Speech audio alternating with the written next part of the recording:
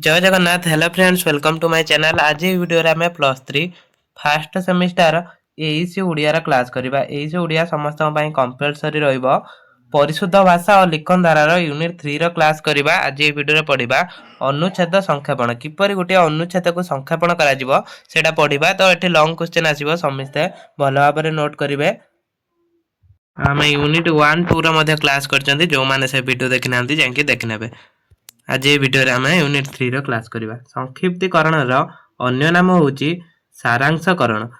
संक्षिप्तीकरण रो अन्य नाम कोन? सारांशकरण। गुटी विस्तृत दीर्घ रचना मर्मार्थ को संक्षिप्त करी प्रकाश करबा लिखन कला को संक्षिप्तीकरण कुआ जाय। तने संक्षिप्तीकरण का कुआ जाय ना गुटी मर्मम दीर्घ रचना हला, गुटी बड़ रचना को आमे सारांश गुडी के बाछिबा। दाद्र सारांश को नेकी ताको संक्षिप्त रे बा छोट भाबरे ताको रचना करबा होची संक्षिप्तीकरण। इंग्रजी भाषा रे या को प्रेसी कुआ जाय। लेखार मुख्य भाव को सरल भाव में संक्षिप्त रूपे प्रकाश करबा यह कलात्मक रचना। एटा गोटे लेखा को कौन करबा ना संक्षिप्त भाव में रचना करबा कला को संक्षिप्तीकरण कुआ जाय। संक्षिप्तीकरण आमर अवबोध और दक्षता को शाणित करिथाए। यह द्वारा कम समय मध्य पाठक पदार्थ लेखा मूल भावना को विचार विश्लेषण करिपारे। या द्वारा कौन हुए ना देखो गोटे दीर्घ रचना को आमे संक्षिप्त करबा, तो तार सारांश सब लिखिबा। तो सेउटी कौन हबो, से सारांश को पढ़ी कि जणे कम समय रे सब जांक बुझी परिबो। साधारणतः संक्षिप्तीकरण मूल लेखार मूल भाव तार 1/3 रूप प्रकाशित होइताय। तार 1/3 रूप को आमे प्रकाश करिथांती संक्षिप्तीकरण माध्यम रे। छात्र छात्री माने संक्षिप्तीकरण समय रे निम्न रे दिया जायतिबा सूचना गुरुत्व देबा आवश्यक। यही सूचना अनुसार संक्षिप्तीकरण करने हमें सठिक उपाय संक्षिप्तीकरण करिपरिबा। तो यही सूचना गुड़ा भल भाव में मन रखिए। प्रथम कौन, मूल लेखा को अति कम रे 2 ରୁ 3 थर पढ़िबा उचित, जेपरि मूल लेखा सार्थक कथा को चिन्हट करिपरिया। मूल लेखा को आमे 2-3 थर पढ़िबा। यदि 2-3 थर आमे पढ़िबा तार जो मेन सारांश गुडी को आमे बुझी पारिबा। सारांश को चिन्हट करिके आमे संक्षिप्त करिबा।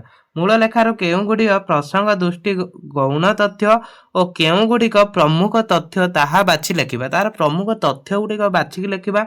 ता सहित विशेष बहुल्य दीर्घ वर्णना इत्यादि को चिन्हट करी सेगुडी परिहार करी हेबो एवं संधि और एकपदीकरण भित्तिक भावार्थ को संक्षिप्त करी गुटिए गुटिए क्षुद्र वाक्य प्रकाश करी हेबो।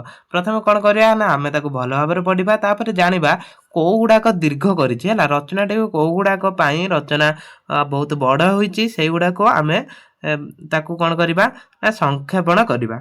भाव संक्षेपण क्षेत्र में प्रदत्त अनुच्छेद 1/3 शब्द माध्यम भाव व्यक्त करिबा नियम होइतिबारु समुदाय अनुच्छेद शब्द संख्या गणना करबाक हबो। समुदाय शब्द संख्या को आमे गणना करिबा, तो ताधुरु आमे 1/3 लिखिबा।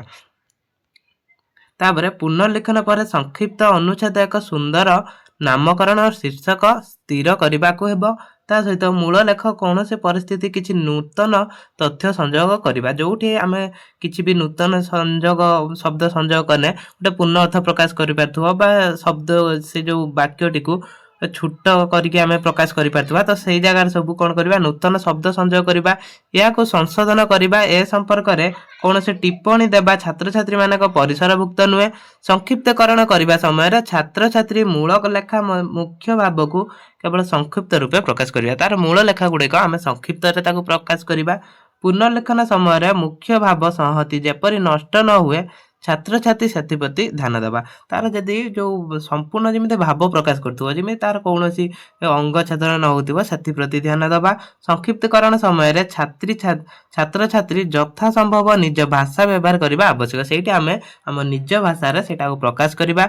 या अधिकंतु सरल स्पष्ट स्वावलंबी वांछनीय। जदि आमे निज भाषा रे लिखिबा ताने सेटा सरल हबो आ स्पष्ट भाव रे आमे रचना करि परिबा। तो एइटा थिला वाक्य संक्षेपण रे नियम। तो आज ए वीडियो को एट रखिबा। नेक्स्ट वीडियो रे आमे शीर्षक निर्धारण प्रश्न उत्तर पढिबा। तो आज ए वीडियो को एट रखिबा।